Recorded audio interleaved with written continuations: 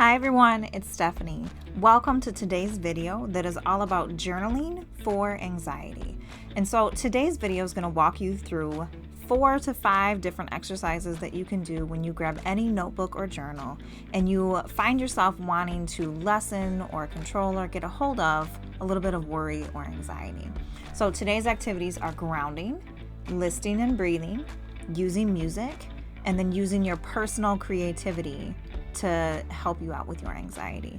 So first, let's talk about what causes worry, because it's different for every single person. And a lot of people, when we use the term anxiety, they might have a different definition.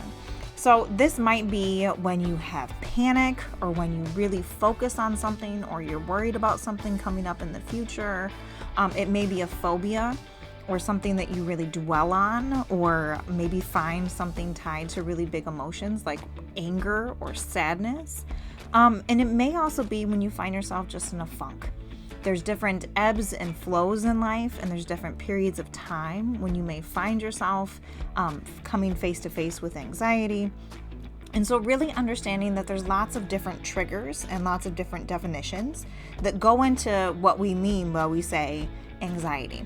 And so one thing that we know about anxiety is that it's taking energy away from us. And so the best thing to do is to find ways to put energy back in. And so this energy back in could involve lots of different strategies. And so we need to pay attention to whether it's physical or emotional or a combination of both. And then looking at what works best for us. So on the screen, you'll see lots of different strategies that may help you with physical or emotional reactions to anxiety. A lot of these strategies are going to be based on your personal preference and what you decide is going to work for you. So things like getting enough nutrition and sleep, controlling your TV and news intake, decluttering your home, finding some learning and activity, maybe affirmations, thought challenging or interviewing things that come up in your mind, mindfulness, going back to the present moment, meditation, maybe using an app like the Calm app, time boxing, podcast music, tapping, therapy, talking out loud to someone else, breathing, reading, exercise, and yoga. All of these are based on your personal preference about what strategy for your anxiety is going to work for you. The biggest thing to remember is to have a toolkit just in case. And so today's exercises, again, show you how to use any notebook or journal if you'd like to use one more strategy in your toolkit.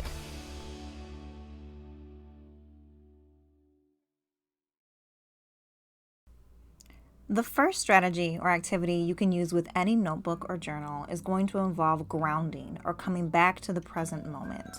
And I really like to kind of have this set up, but you can also set this up on the fly. And there's 5 steps for grounding.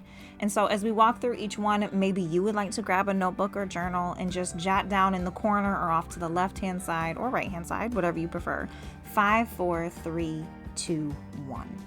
And so the first step of this is you're going to write down 5 things that you can see physically around you, that are in the room with you, that you can see without having to stretch or move around too much. 4 things you can physically touch, whether it be your own person, whether it be something on your desk or the couch or something that's within arm's reach.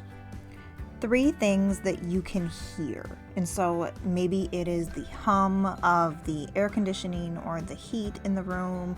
Maybe it's a bird outside. Maybe it's a scratching that's right next to you. Maybe it's your own breath. 2 things that you can smell, and maybe you have to kind of think a little bit deeper about this one, but maybe it's just the air around you. Maybe it's something that you wish you could smell. And then 1 positive thing in your life. So 1 moment of gratitude, and feel free to make that a variety of different things. Even maybe the warm cup of coffee that's right next to you can be your 1 positive thing in your life. And so again, 5, 4, 3, 2, 1 to find your grounding.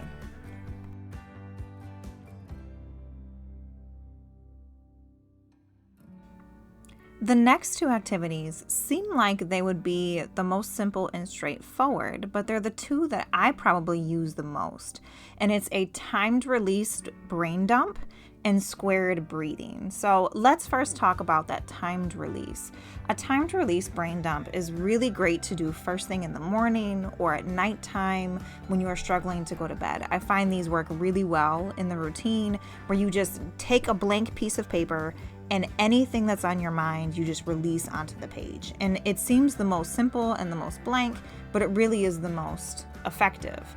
The next is squared breathing, where you draw a square in your notebook and you use it to help you regulate your actual breathing. And so diaphragmatic breathing, where we breathe in, breathe out, and use the active physical notion of a pencil on the page to help us concentrate on our breathing. And so you can do a pattern of 3-1-3-1 or 7-4-7-4, depending on your need. But what you'll do is you move your pen or pencil along the top side of the box and you breathe in for 3 seconds. So 1, 2, 3. You go down the right hand side of the box and you hold it for a second. So hold for 1. And then you go along the bottom of the box and you breathe out for 3 seconds. 1, 2, 3. And then go along the left-hand side of the box and hold for 1. And you can repeat this as many times as you would like to kind of regulate your breathing. And it doesn't have to be pretty. The box doesn't have to be perfect. It can be scribbled. It can be doodled along the side. And so your squared breathing really is just a tool to physically connect your hand with the actual physical motion of breathing.